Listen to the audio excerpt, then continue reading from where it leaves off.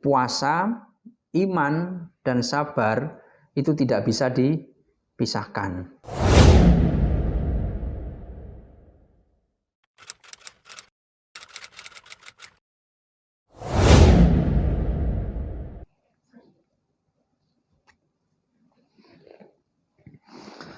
Bismillahirrahmanirrahim.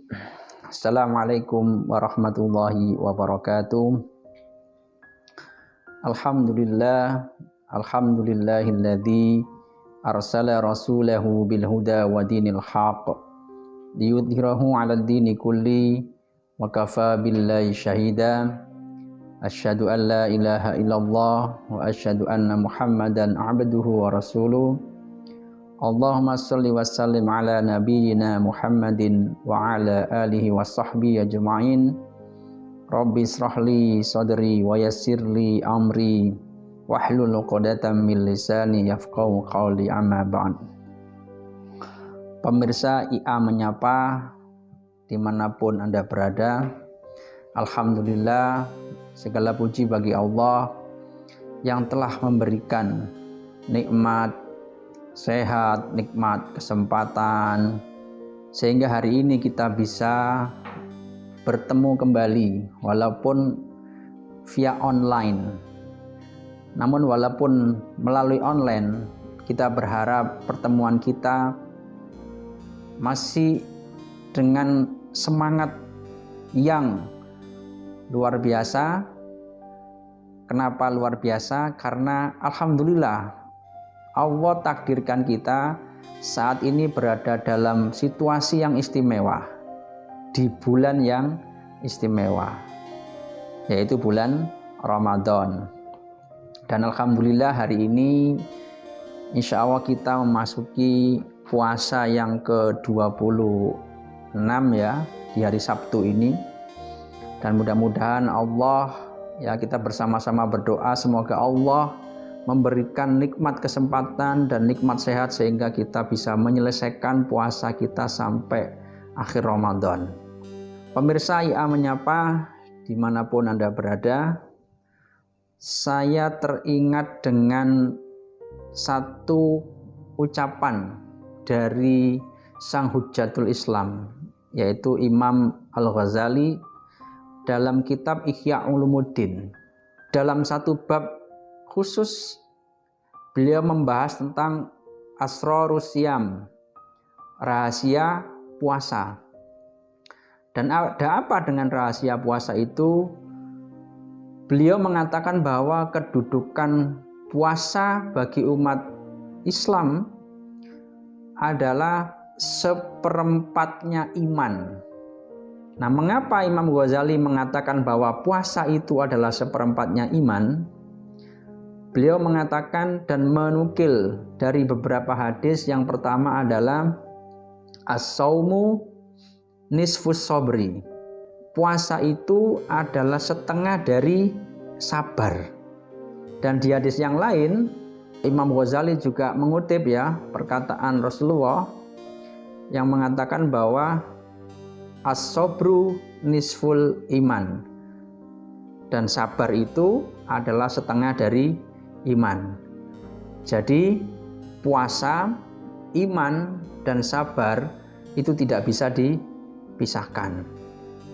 Maka menurut Imam Ghazali, ciri orang yang beriman diantaranya adalah orang yang sabar. Dan orang yang sabar itu adalah orang yang siap berpuasa. Tentunya puasa seperti apa? Ya puasa secara lahir dan juga puasa secara batin. Jadi kalau puasa lahir, kata Imam Al-Ghazali, itu hanya puasa yang sekedar menahan lapar dan haus.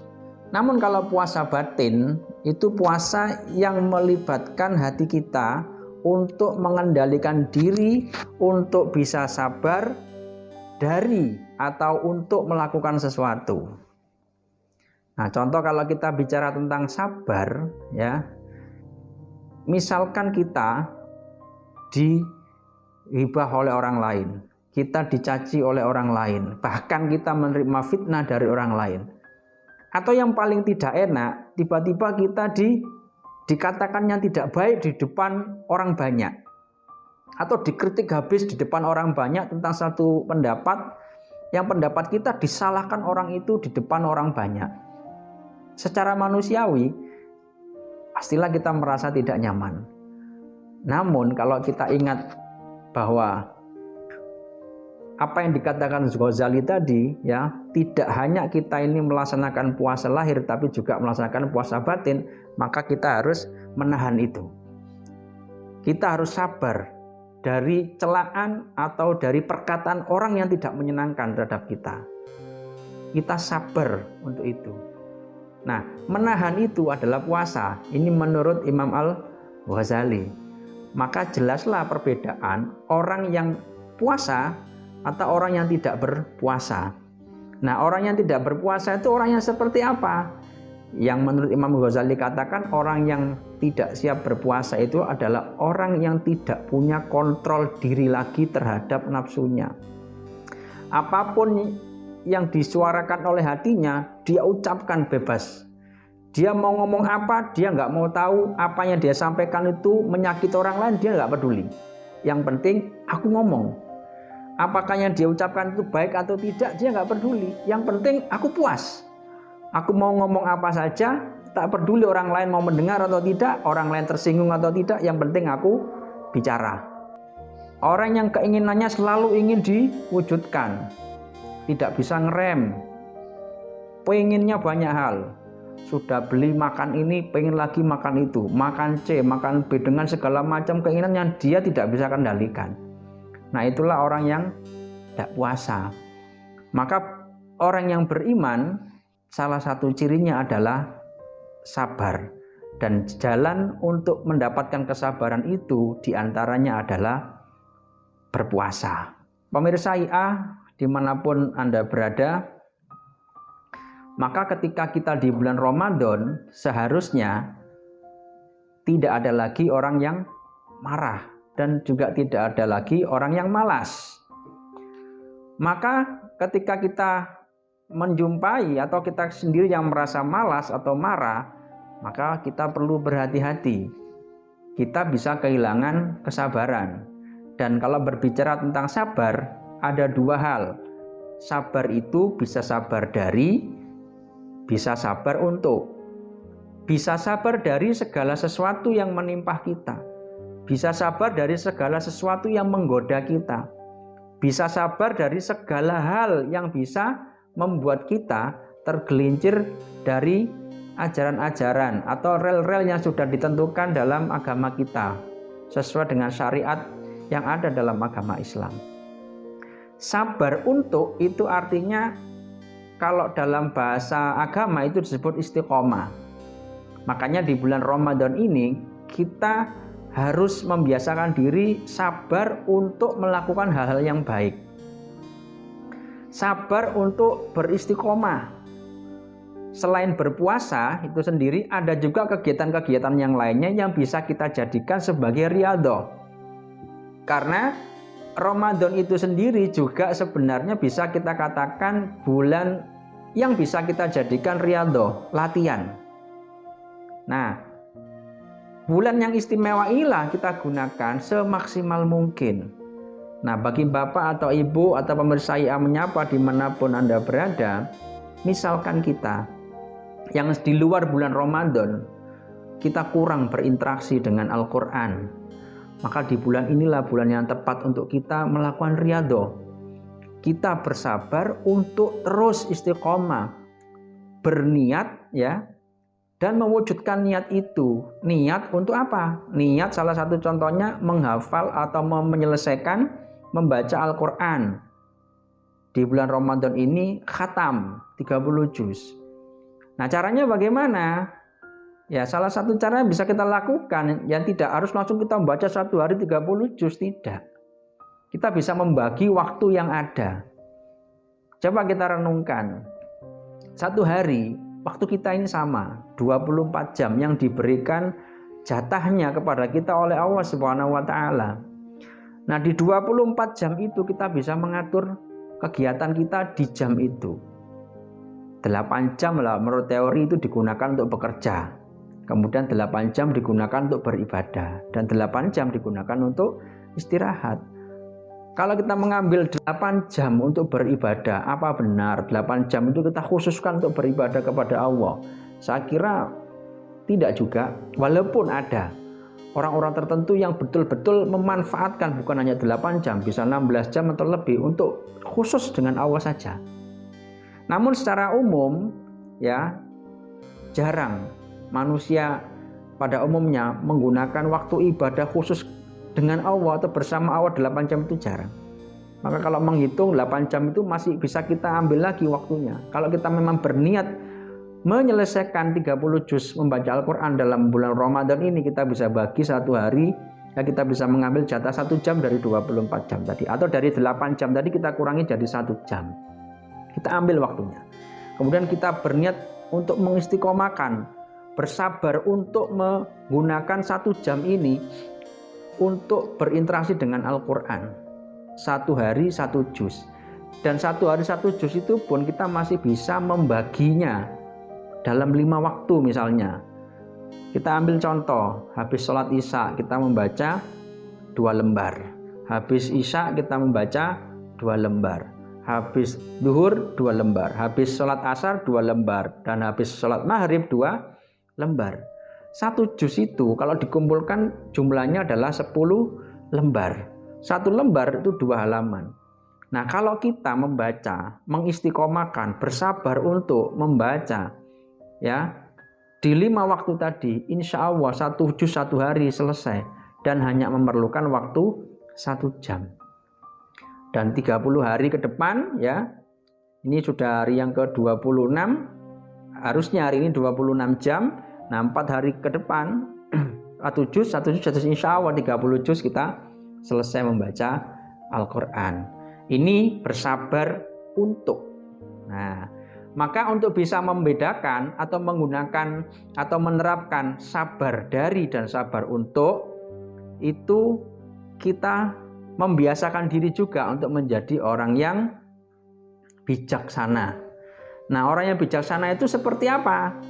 Orang yang bijaksana itu adalah orang yang senantiasa berpikir mendalam. Nah, berpikir filosofis. Nah, seperti apa berpikir mendalam itu?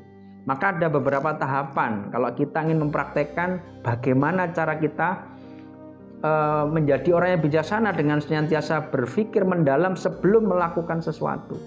Maka langkah yang pertama yang bisa kita ambil adalah ketika kita mau melakukan satu aktivitas, pastikan kita mengerti betul kegiatan tersebut. Atau ketika kita mempelajari sesuatu, pastikan kita ngerti tentang konsep itu.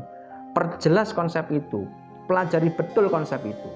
Kemudian setelah kita memahami konsep itu atau kegiatan yang akan kita kerjakan, maka buatlah skenario pertanyaan sebanyak mungkin atas konsep atau sesuatu yang akan kita kerjakan.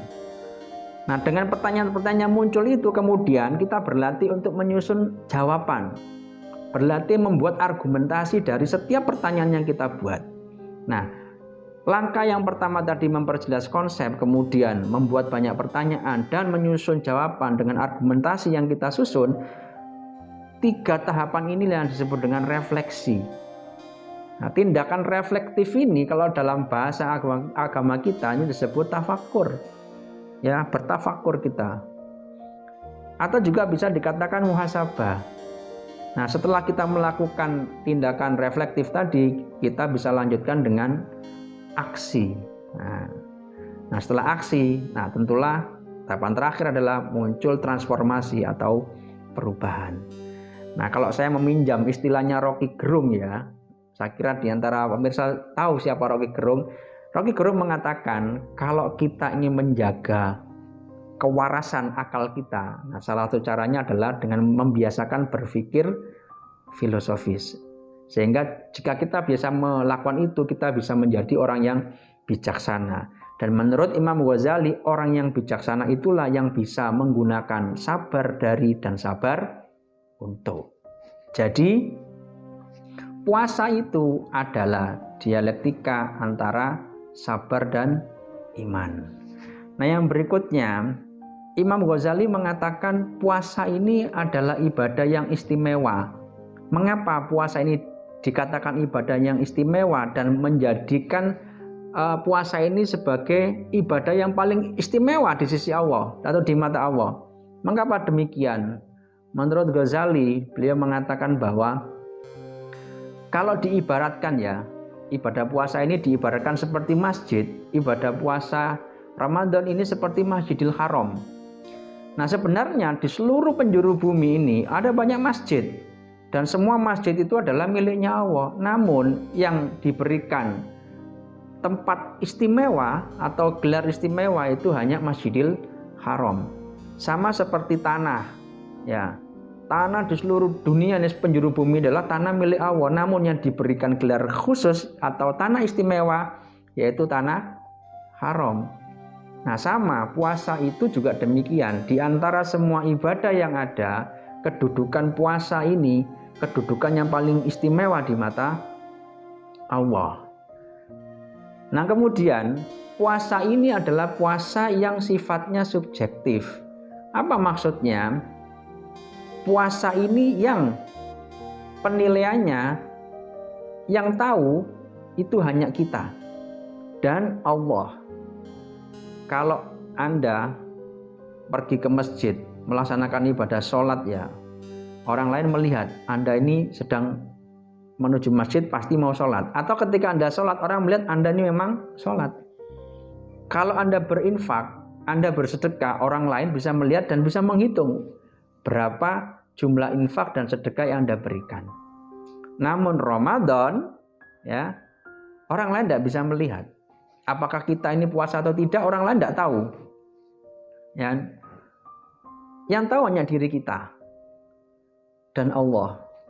Walaupun di antara ciri-ciri orang berpuasa, ciri-ciri fisiknya adalah ya mulutnya kering.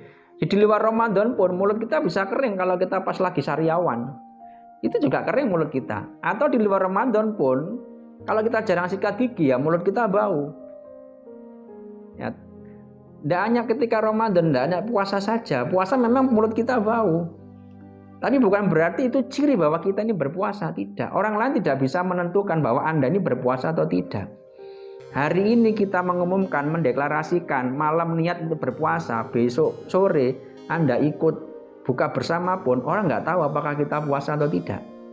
Orang nggak puasa pun ikut buka bersama, nggak masalah. Orang nggak tahu. Yang tahu cuma kita. Makanya puasa ini sifatnya subjektif. Hanya orang yang melakukan itulah yang tahu. Dan Allah yang mengetahui kalau kita ini berpuasa. Nah, maka dari itu, para pemirsa yang menyapa dimanapun Anda berada, marilah kita di bulan Ramadan ini, di bulan yang istimewa ini, mumpung kita berada di bulan yang istimewa, diberikan kesempatan Allah oleh Allah untuk melaksanakan ibadah yang istimewa, mari kita maksimalkan untuk senantiasa bersabar untuk melakukan banyak kebaikan, bersabar untuk terus beristiqomah, melakukan banyak kebaikan, membaca Al-Quran, mengkhatamkan Al-Quran, bersedekah, dan lain sebagainya.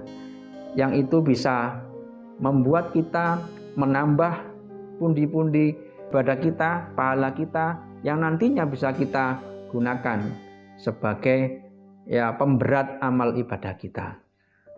Mudah-mudahan kultum yang singkat ini bermanfaat. Wallahu a'lam bishawab. Assalamualaikum warahmatullahi wabarakatuh.